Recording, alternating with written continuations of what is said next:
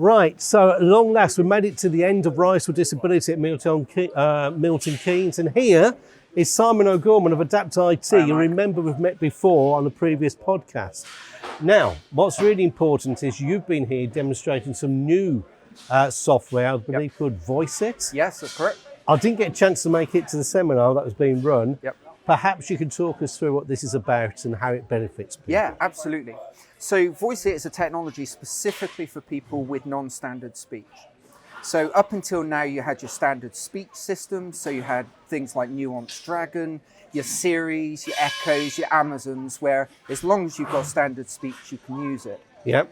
As soon as you went past that, normally you would go into the non-verbal zone. So you'd have your AACs, your alternative augmented communication. Right. Or you'd have boards that you'd point to the words on, or you'd have buttons that would repeat, I'm hungry, I'm thirsty. Okay. Voice It fills the gap in the middle. Okay, so how does it work then? How do you make it work? Well, as with everything nowadays, it's all artificial intelligence and machine learning and all that great geeky stuff. Okay. But basically what this does is it learns from the person that's talking.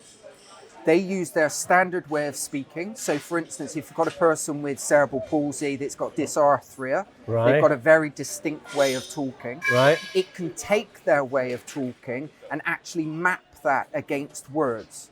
So whether they can be understood some of the time or none of the time, the computer system in the back is able to interpret for them. Okay, so can this be used in live time, real time? So you've got a telephone call, something like that? It's all in real time. It's all in real time. So there's no need to go down a text phone route then and do that? Nope. No, absolutely not. Can you give us an example, Simon, of how this would work? Yeah, absolutely. Now, obviously, I'm a bad example because I've got standard speech. But the You're Bristolian, and I'm a Brummie. We've got problems with speech. We've got problems with speech, it's very true.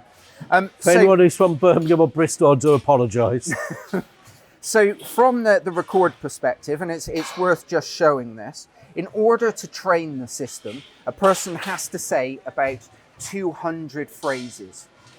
Now, Simon, we haven't got time for 200 phrases. They're trying to strike the show. I'll tell you what. Right. I've done 217. Brilliant. We're good. Okay. But this is what they need to do. So they would say highly recommended in their way of speaking. Okay. And they would do that for multiple things. Once they've done that, it works exactly the same way as any other voice dictation software. So they would click to speak. Okay, so we've got our laptop, we've got the system set up, we've got click to speak on the screen. Yep. And as you can see, as you speak or as I speak, it goes straight onto the screen. Well, that's amazing, because I'm just thinking about some of the common applications you have, things like Siri, for example, or Alexa. You can't activate that if your speech is slurred. No, you can't.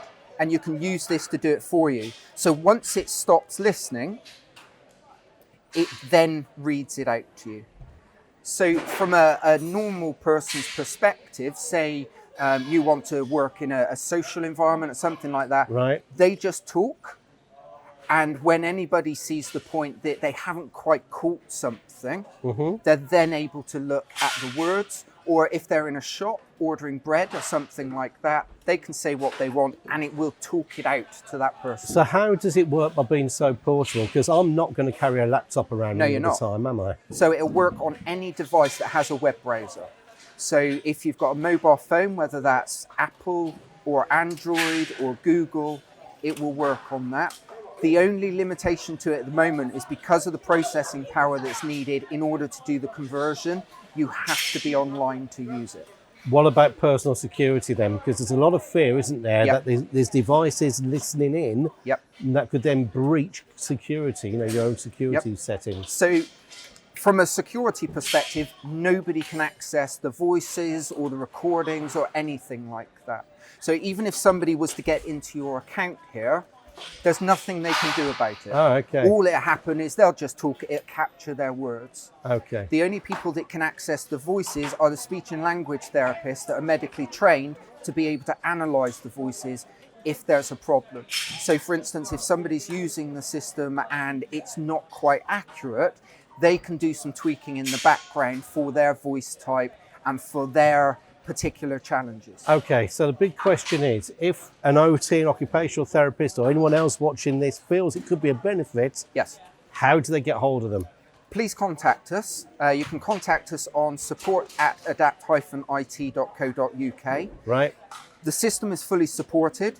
We will work with you to do the training with the user. We will set up the account and we will make sure that the system is fit for you before you then go onto the subscription model. Okay, and as I understand it, this is very much innovative technology, but Yes, it's it is. only available through yourselves. Is that That's right? correct. At the moment, that's correct. Okay, so you've heard it here first. It's been displayed at Rise4Disability. Great piece of kit. Occupational therapists, spread the word. If you're in the neurodiverse community, spread the word. If you're in the disabled community, spread the word. The details on the screen. And I've got to say that from Rise4Disability, Milton Keynes, thank you very much. Simon, absolute pleasure to Thanks catch very up with you much, Mike. again. Take Thank care. you. Cheers. Cheers.